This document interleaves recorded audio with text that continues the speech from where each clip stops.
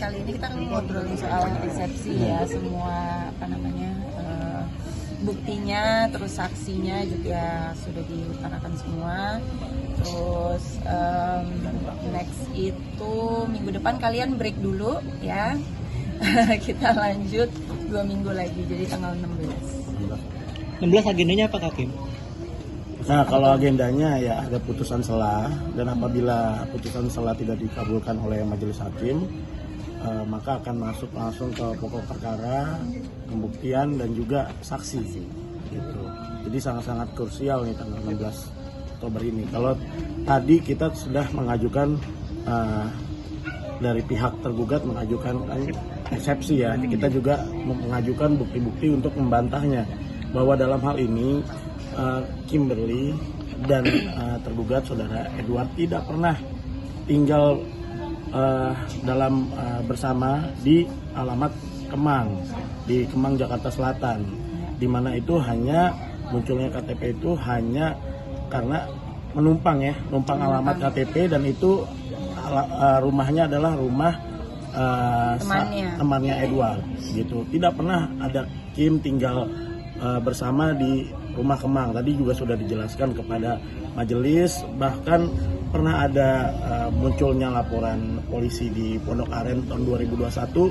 Kita jelaskan bahwa Kim pernah tinggal di Bintaro saat ada laporan KDRT, dan itu juga sudah disampaikan kan oleh Kapolsek Pondok Aren seperti itu. Jadi kita membantah bahwa Pengadilan Agama Jakarta Pusat ini berwenang untuk menyidangkan perkara perceraian, bukan Pengadilan Agama Jakarta Selatan yang walaupun secara KTP ada, itu Kim tidak pernah tinggal bersama Edward di alamat Kemang Jakarta Selatan, dan itu juga tadi kita udah memberikan bukti-bukti domisili, dan Kim dari kecil itu di alamat Paseban di jadi sangat berwenang lah Pengadilan Agama Jakarta Pusat itu untuk menyidangkan perkara ini seperti itu. Tapi tadi untuk dari pihak sana sendiri tadi apa sih jawabannya yang kemarin dibuka sampai mungkin tadi saksi dari menjawab. Jadi kan dari mereka itu bilang kalau seharusnya aku tidak membawa ini menggugat di Jakarta Pusat, seharusnya di Jakarta Selatan sesuai dengan alamat KTP. Padahal aku dan Edward itu tidak pernah tinggal di alamat tersebut sama sekali, nggak pernah, karena alamat itu punyanya temennya dia sebenarnya, rumah itu gitu. Jadi nggak ada hubungannya sama kita sama sekali sebenarnya, cuman numpang KTP doang gitu. Jadi ya kita punya ya kayak dibikin makin lama makin ribet aja gitu loh, padahal unnecessary banget. Seharusnya ya udah dia udah talak 3 aku pun sudah tidak mau balik sama dia, udah di move on aja gitu loh, dilanjutin supaya semuanya cepat selesai, supaya aku bisa kerja, dia pun juga bisa kerja. Bukannya diperpanjang seperti ini juga buat apa gitu loh, wasting time banget. Kak, bisa dibilang cukup itu juga nggak sih Kak? Apalagi kan ini kan bisa dibilang kan kali ini kita ngobrolin soal resepsi ya, semua buktinya, terus saksinya juga sudah diutarakan semua. Terus next itu minggu depan kalian break dulu ya. Kita lanjut 2 minggu lagi, jadi tanggal 16. 16 agendanya apa Kak Kim?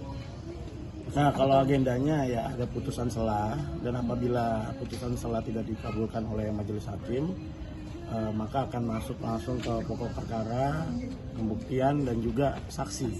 Gitu.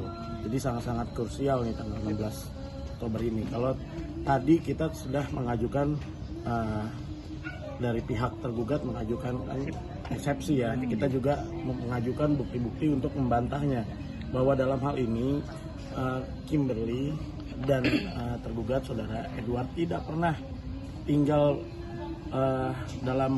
bersama di alamat Kemang, di Kemang Jakarta Selatan, di mana itu hanya munculnya KTP itu hanya karena numpang alamat KTP, dan itu rumahnya adalah rumah Temannya. Edward gitu. Tidak pernah ada Kim tinggal bersama di rumah Kemang. Tadi juga sudah dijelaskan kepada majelis, bahkan pernah ada munculnya laporan polisi di Pondok Aren tahun 2021. Kita jelaskan bahwa Kim pernah tinggal di Bintaro saat ada laporan KDRT, dan itu juga sudah disampaikan kan oleh Kapolsek Pondok Aren seperti itu. Jadi kita membantah bahwa Pengadilan Agama Jakarta Pusat ini berwenang untuk menyidangkan perkara perceraian, bukan Pengadilan Agama Jakarta Selatan yang walaupun secara KTP ada, itu Kim tidak pernah tinggal bersama Edward di alamat Kemang Jakarta Selatan, dan itu juga tadi kita udah memberikan bukti-bukti domisili, dan Kim dari kecil itu di alamat Paseban di jadi sangat berwenang lah Pengadilan Agama Jakarta Pusat itu untuk menyidangkan perkara ini seperti itu. Tapi tadi untuk dari pihak sana sendiri tadi apa sih yang dilakukan jawaban yang kemarin dibuka sampai mungkin tadi saksi dari menjawab. Jadi kan dari mereka itu bilang kalau seharusnya aku tidak membawa ini menggugat di Jakarta Pusat, seharusnya di Jakarta Selatan sesuai dengan alamat KTP. Padahal kita itu, aku dan Edward itu tidak pernah tinggal di alamat tersebut sama sekali, nggak pernah, karena alamat itu punyanya temennya dia sebenarnya, rumah itu gitu. Jadi nggak ada hubungannya sama kita sama sekali sebenarnya, cuman numpang KTP doang gitu. Jadi ya kita pun ya apa ya, kayak dibikin makin lama makin ribet aja gitu loh, padahal unnecessary banget. Seharusnya ya udah dia udah talak 3 aku pun sudah tidak mau balik sama dia, udah di move on aja gitu loh, dilanjutin supaya semuanya cepat selesai, supaya aku bisa kerja, dia pun juga bisa kerja. Bukannya diperpanjang seperti ini juga buat apa gitu loh, wasting time banget.